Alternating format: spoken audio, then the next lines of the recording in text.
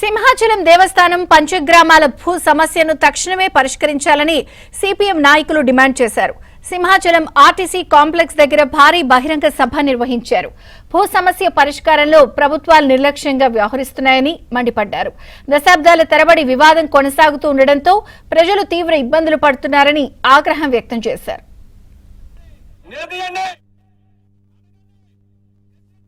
సింహాచలం దేవస్థానం వాళ్ళు 1996లో అక్రమంగా పట్టాలు సృష్టించి వాళ్ళకి బదలాయించింది.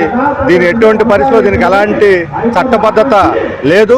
ఇప్పటికైనా సరే ఈ పంచగ్రామాల పరిధిలో ఉన్నటువంటి 12,000 మంది ప్రజానేకానికి, రైతుల భూములకు కూడా వాళ్ళ హక్కులు, వాళ్ళ అసలైనటువంటి హక్కులు వాళ్ళకి మంజూరు చేయాల్సినటువంటి అవసరం. దానికోసం 3వ తేదీ నుంచి సిపిఎం ఆధ్వర్యంలో పాదయాత్ర జరిగి ఈరోజు దాని ముగింపు పెద్ద సభ ఇక్కడ జరుగుతున్నది.